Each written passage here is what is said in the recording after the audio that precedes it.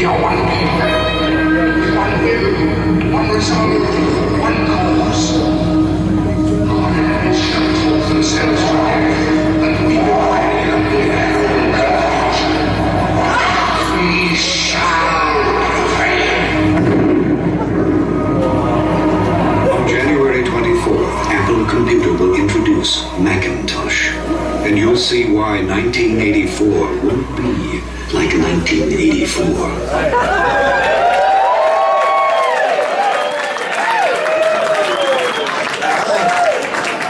Welcome to 1984.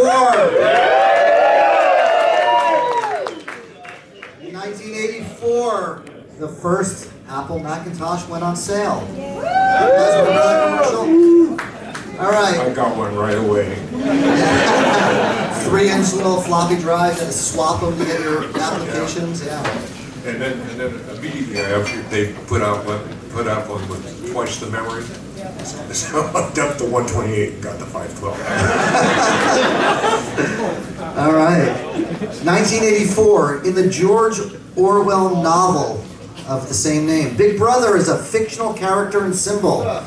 He is ostensibly the leader, either the actual enigmatic dictator or perhaps a symbolic figurehead of Oceania, a totalitarian state wherein the ruling party wields total power for its own sake over the inhabitants. In the society that Orwell describes, every citizen is under constant surveillance by the authorities, mainly by telescreens. The people are constantly reminded of this by the slogan, "Big Brother is watching you." In modern culture, the term Big Brother has entered the lexicon as a synonym for abusive government power, particularly in respect to civil liberties, often specifically related to mass surveillance. Has this become true? Are we there? Is Big Brother watching? Privacy. Fiction or reality? You decide. All right, in 1984, on the album charts, we had Prince, When Doves Cry, sorry. Kenny Loggins, Footloose. Don't Dance, They Will Be Watching. Van Halen, Jump. Ghostbusters by Ray Parker Jr. Girls Just Want to Have Fun by Cindy Lauper. The Reflex by Duran Duran. Let's Go Crazy by Prince. Sister Christian by Night Ranger. The Heart of Rock and Roll and I Want a New Drug by Huey Lewis and the News. Pink Houses by John Mellencamp, and of course, Dancing in the Sheets by Shalimar. And so much more. All right, some of the top movies in 1984: Revenge of the Nerds, Ghostbusters, The Terminator, Amadeus, The Karate Kid, Indiana Jones and the Temple of Doom, Footloose, to name a few. At the Oscars in '84, Amadeus won Best Picture, Best Director, Best Adapted Screenplay, Sound Mixing, Art Direction, Makeup, Best Costume, Best Actor with F. Murray Abrams, and of course it was produced here in the Bay Area in Berkeley, the Salzans, so it was a Bay Area win. And Purple Rain won the Oscar for Best Original Song Score. Who saw the Purple Rain tour in '84? All right, I saw it in Tacoma, Washington. All right. A movie ticket cost $2.50. A gallon of gas was $1.10. The Olympic Games were in Los Angeles. Sony and Philips introduced the first commercial CD players. And the MTV Video Music Awards started. In Grateful Dead land, in 1984, the Grateful Dead played 64 shows. In the early days, through 1970, they were playing 100 to 150 shows. Most years they were 70 to 80, so 64 was a little bit below. 1,200 songs were played in 1984. 125 different songs were in rotation. Hell in a Bucket was the most played song, 27 times. They played Morning Dew 9 times. Yeah! And they played Dark Star once. At the Berkeley Creek Theater on July 13th, 1984. So there's a story behind it. Yes, and as you remember, in 1983, Phil started it. Now we're going to finish it. So in 1984, there was a big explosion of interest about the face on Mars. There was all kinds of books printed about it, and there's you know what the face on Mars is, right? No. Yeah? No? No? No? Okay, well, the face on Mars is an object that's situated on the Cydonia plain in the, I don't know, North Mars, maybe. It's part of a complex of other structures or things, or it's hard to tell what they are because you're looking from an orbiter, and it's not got a very good camera on it. These were all taken in 76, I think.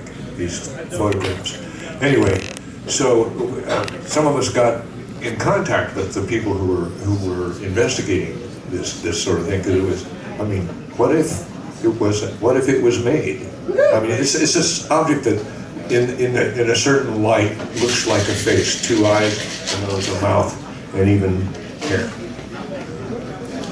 So, and it's part of a complex which has things in it that are related geometrically, which usually doesn't happen in nature. And also there are pyramids on Mars. At least they look like it in these photographs.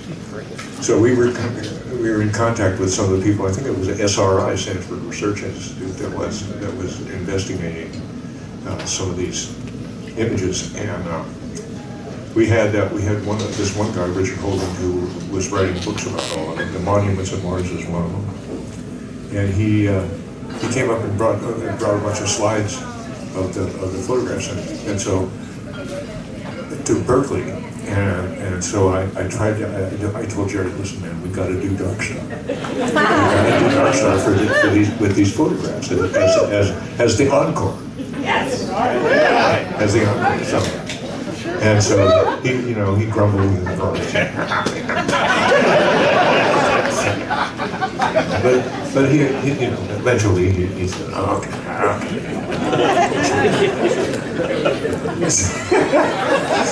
Just thinking of his face when he was so. And so we went out. But the best part is, so we went out and did it, but it was like, we played through the song, and we did a little bit of jamming, and at the end of the second chorus, when we would normally expect to just go out into space, and I was just I was salivating. We could jump in there, start swimming around, and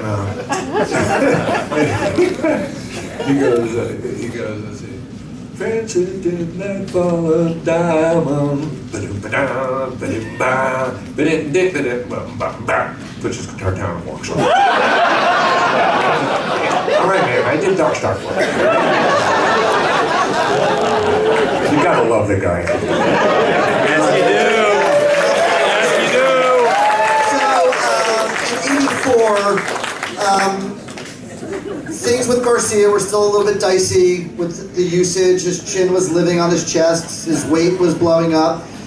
The band had not recorded, had been in the studio for 4 years, and Aristo Records was sort of breathing down their throats a little bit. So they went over to Fantasy Studios to make an effort to record some songs. And some of the songs that they worked on were My Brother Esau, Throwing Stones, West LA Fadeaway, and of course the all-time favorite, Keep Your Day Job. Tell us a little bit about some of the things that happened in the studio there. I mean, it was hopeless. It was hopeless from the very beginning. Nobody wanted to be there. Nobody wanted to make a record. I personally thought we were through with making records, even though we had a contract. I mean, we had just done Terrapin Station, Go to Heaven, and Shakedown Street all in a row. Yeah. Pretty much 3 years in a row. I was burnt. I didn't ever want to see this inside of a recording studio. Most of the guys felt the same way. You were very vocal about also not feeling like recorded music was not where you were at as a band either. No, it never was. we just made records because everybody else was. So, there was a story about Weir came into the studio one day and no one was there. I wasn't there for this, but I heard it. So Bob comes into the studio, and he's hot to trot. He's got some hot songs that he wants to get down. And the only person there is Mickey. And he got really, for some reason, I mean, this wasn't the first time this has happened.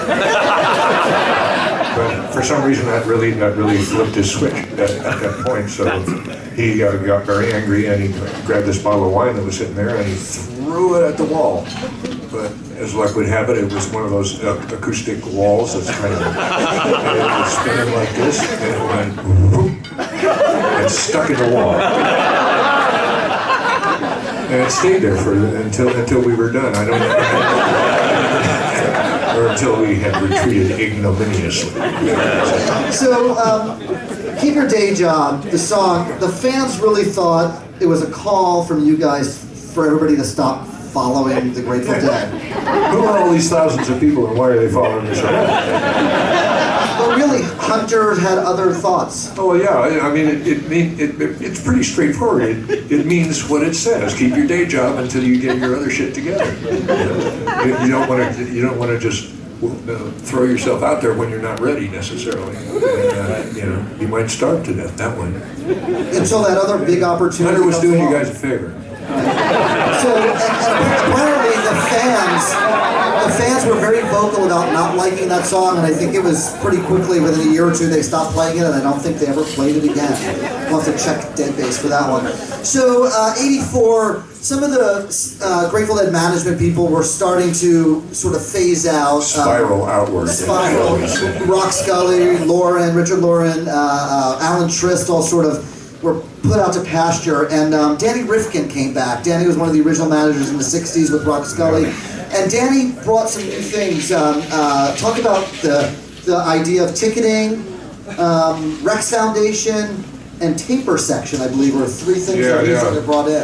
Yeah, for some reason, and I'll start with that one, for some reason in 84, the tapers seemed to be getting out of hand and taking over everything. And there were certain among us who were saying, well, maybe we should shut the taper section down.